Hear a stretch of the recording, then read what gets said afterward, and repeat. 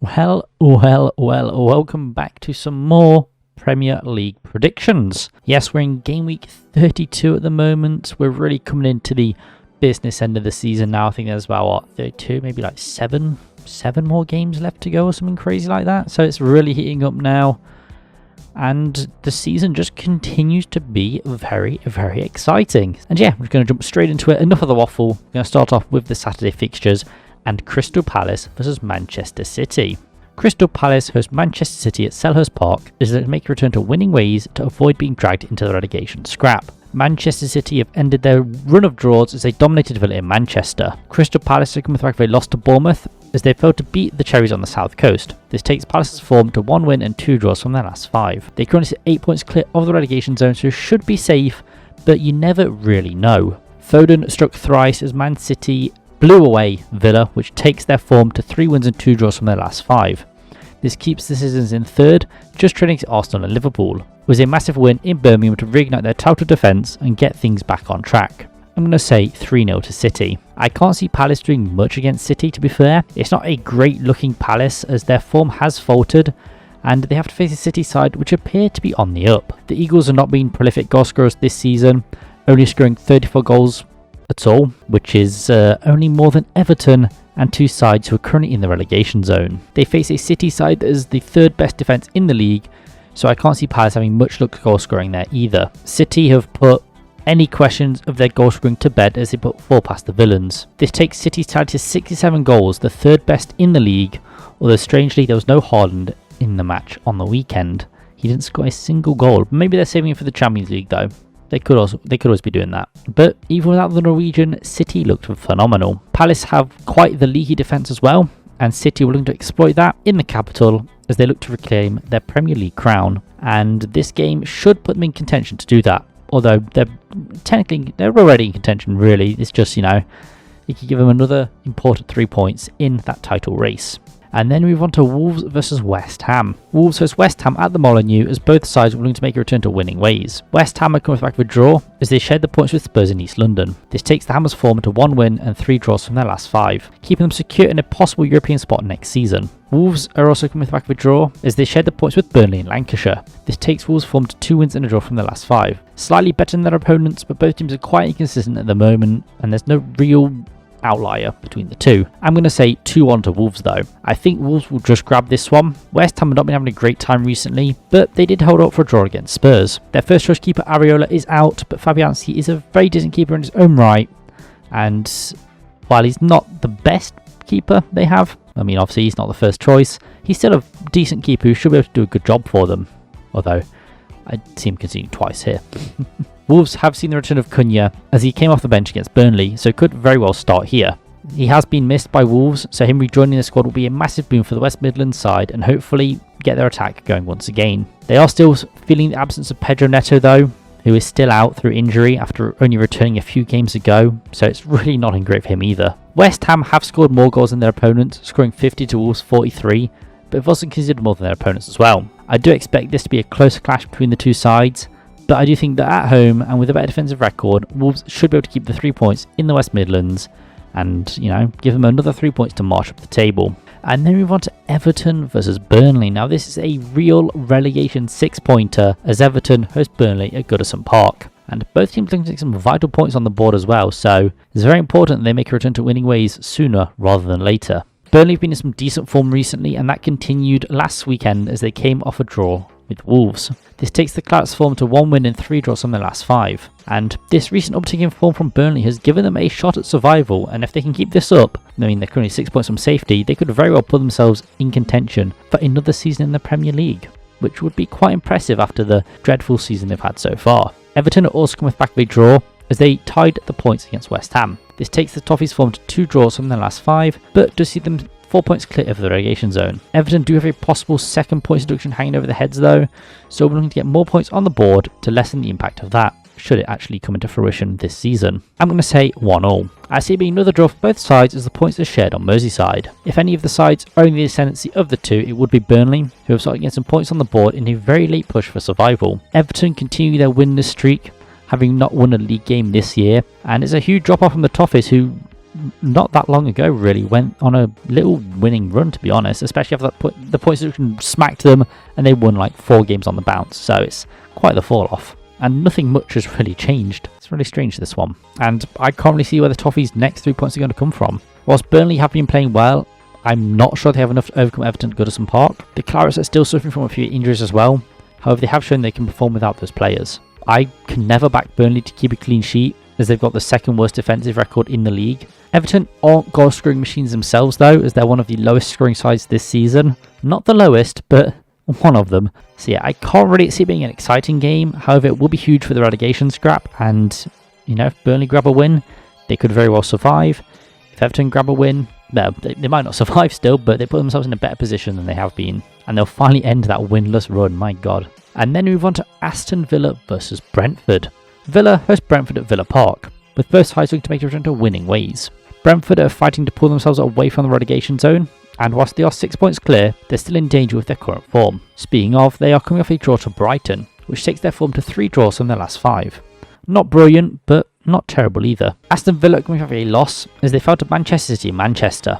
This takes their form to 2 wins and a draw from their last 5. That result really dented Villa's hopes of Champions League football next season, as their advantage over Spurs dropped to 2 points, and especially Spurs got some points on the board, squeaky bum time for Villa. Points are very important for both sides this season, but for very different reasons.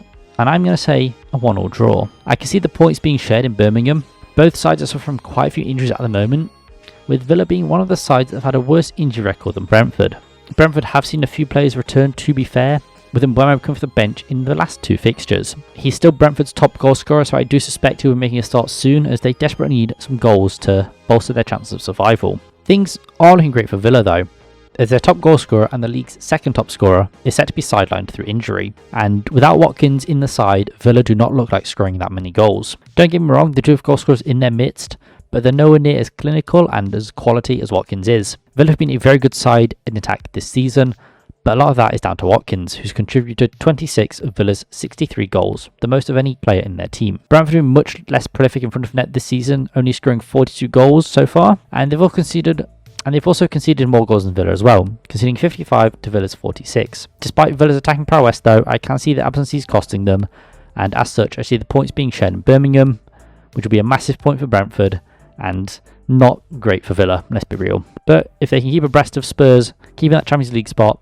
they're in the driving seat really. And then we look at Fulham versus Newcastle United. Fulham host Newcastle at Craven Cottage as they look to make a return to winning ways. Newcastle come up with a draw as they shared the points with Everton at St James's Park. This takes the Magpies' form to 2 wins and a draw from their last 5. Despite dropping points, it does keep Newcastle firmly in the top half of the league and also in a potential European spot. Fulham are coming back with a loss as they failed to beat Forest in the East Midlands. This takes Fulham's form to 2 wins and a draw from their last 5. With the Cottagers failing what would have been a good time to climb up the table. I'm going to say 2-1 to Fulham though. I am backing Fulham to win this one in West London. Newcastle have been absolutely hamstrung by injuries this season, and I think that will cost them here. Newcastle have done well this season to be where they are, all things considered, but I do feel that away at Fulham could be a bridge too far for them. Fulham have been a very interesting side this season. They can cook one day and get cooked to the next. Generally though, I do think they're a much better side at home, and I see that helping them over the line against this weakened Newcastle side. I can't see it being a massive blowout as some Fulham results have been, but I can see them having something to prove after that result against Forest. Fulham also have no injuries in their ranks, so can play their strongest 11 versus this very underpowered Newcastle side. I do think that Newcastle will score. They're still a very strong attacking outfit. However, I do say their weakened defence being exploited by the Cottagers and ultimately spelling disaster for them. It's not been a good season for Newcastle, and I see the misery continuing. And then we move on to Luton versus Bournemouth. Luton Town hosts Bournemouth at Kenilworth Road as the Hatters look to make a return to winning ways in a bid for Premier League survival. Bournemouth can have a win as they beat Crystal Palace on the south coast. It's their 3rd win on the bounce that takes the Cherries' form to 4 wins and a draw from their last 5. That's a brilliant run from Bournemouth that's seen them remain solidly mid-table. Luton Town, on the other hand, come off of a loss as they failed to beat Arsenal at the Emirates. It was an expected result to be fair, but they did keep the margin slim, only conceding twice to the tide of contenders. This takes Luton's form to 2 draws from their last 5, which isn't brilliant form for a side aiming to avoid relegation, dropping to 3 points from safety. I'm going to say 2-1 to Bournemouth. I am backing Bournemouth to take all 3 points back to the South Coast and extend their winning run to 4 straight games. Luton Town do look a lot stronger at Kenilworth Road, so I can see them giving Bournemouth a run for their money, much like the Hatters did at Dean Court. I don't see it being a 7-goal thriller this time around though. Luton is suffering from a lot of injuries at the moment, so I can't really see them having much to trouble the Cherries. Luton have conceded 64 goals so far this season, whilst Bournemouth have only conceded 53. I say only, it's still quite a lot to be fair. Each side have scored similarly too, with Luton scoring 43 and Bournemouth scoring 44, so there's not really much to separate them in the goal scoring department. Neither side has a stellar defensive record though, so I can't see a clean sheet being kept in Bedfordshire. However, I am backing Bournemouth to claim all 3 points and take them back to the South Coast as they continue their march up the table. There's an outside chance they could reach a European spot by the end of the season. It's very unlikely, but it's not zero, so we could see a Bournemouth European campaign come end of the season. You never know with these things. And then we move on to Brighton versus Arsenal. Brighton hosts Arsenal at the Amex as they look to make a return to winning ways. Winning against Arsenal though is a pretty tall order at the moment with the current form that they're in. Arsenal are coming back with a win as they made a swift return to winning ways against Luton. This takes Arsenal's form to 4 wins and a draw from their last 5, as they're keeping the title race both competitive and exciting. They're currently trailing league leaders by 2 points. Brighton come back with a draw as they share the points with Brentford in West London. This takes the Seagulls' form to a win and 2 draws from the last 5 as they remain solidly mid-table. I'm going to say 3-0 to Arsenal. I think it'll be another win for Arsenal as they keep the race for the title competitive. Brighton haven't been in some brilliant form recently, and I do see that run continuing against the Gunners. However, I do think their bad form, or inconsistent form, is currently down to some of the injuries that they're currently suffering from. They did see the return of the top goal scorer João Pedro last week, but he just couldn't find the back of the net against the Bees, and unfortunately for him, I see the same happening here. Arsenal do have the best defence in the league as they've only conceded 24 goals so far this season. That back line has been phenomenal, and that has been seen especially recently, and I don't think Brighton have what it takes to really break through that line, to be honest. Like, Gabriel and Saliba are just phenomenal at the moment. But to be fair to them, the Seagulls, they have been decent in attack as they've scored 51 goals so far this season. However, Arsenal have also been the best attacking side this season, scoring 72 goals. So not only do they have the best defence in the league, they also have the best attack, and they're still second. It's really not looking great for Brighton here, and I do see Arsenal taking all 3 points back to the capital. Not looking great for the Seagulls, but they have a European campaign to foe. Unlucky. And then we move on to the Sunday fixtures, and we're going to start off with Manchester United versus Liverpool. From one title contender to another, as Manchester United host Liverpool at Old Trafford, which does have the potential to be a title deciding match. Not so much for United, but for Liverpool, the stakes are higher. Liverpool are coming back with a win as they beat Sheffield United at Anfield. This takes Liverpool's form to 4 wins and a draw from their last 5. And despite that little wobble, Liverpool see themselves sitting top of the league and 2 points clear of title contenders Arsenal. Manchester United come back with a loss as they fell at the death to Chelsea in West London, going from leading in the 99th minute to losing in the 111th. That is some crazy bottle. This takes United's form to 1 win and a draw from their last 5, a massive dent to their Champions League hopes. I'm going to say a 2-2 draw. I can see the points being shared in Manchester. Both teams have been ravaged by injuries this season, with United actually being worse off than their opponents, which is actually quite impressive considering all the injuries that Liverpool have been dealing with. Both teams did play out that thrilling FA Cup quarter-final clash a few weeks back in which United ran out 4-3 winners. However, I don't see the same happening here, and the stakes aren't exactly as high. Well, at least for United. United also showed a tremendous bottle against Chelsea, so who really knows what will happen here?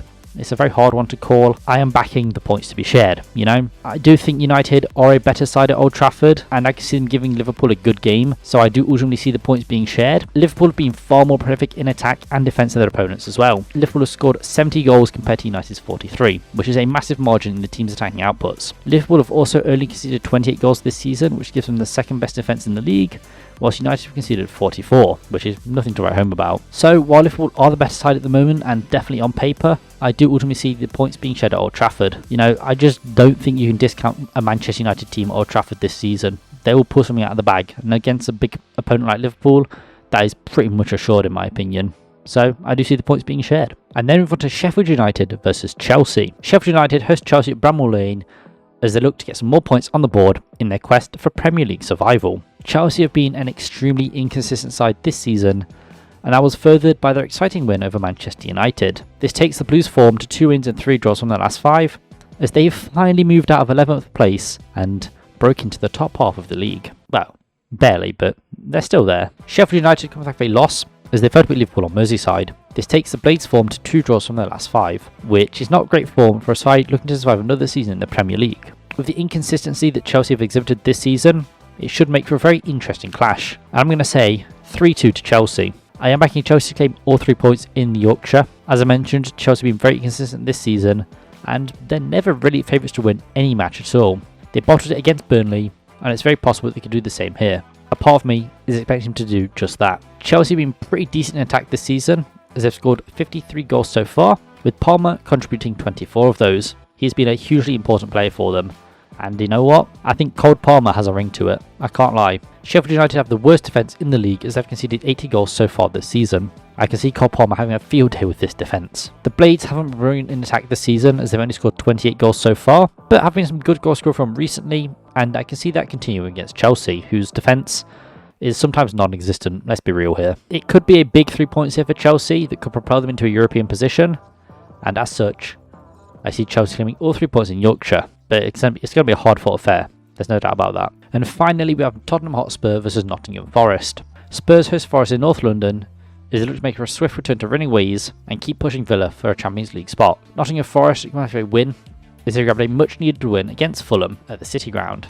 This takes Forest form to a win and 2 draws from their last 5. Now, that is not great form for a side looking to avoid the drop, and they desperately need to get some more points on the board if they want to survive. Spurs are going to have a draw as they shared the points with West Ham in East London. This takes Spurs' form to 3 wins and a draw from their last 5, and it keeps the North London side in contention for that final guaranteed Champions League spot, but they have to battle Villa for it. It's quite an important match for both sides, important for Spurs' European hopes, and important for Forest's survival hopes, and I'm going to say a 2-2 draw. I can see the points being shared in North London. Spurs have been fairly inconsistent this season, not to the level of Chelsea, but still a fairly inconsistent side. You never really know what you're going to get with them.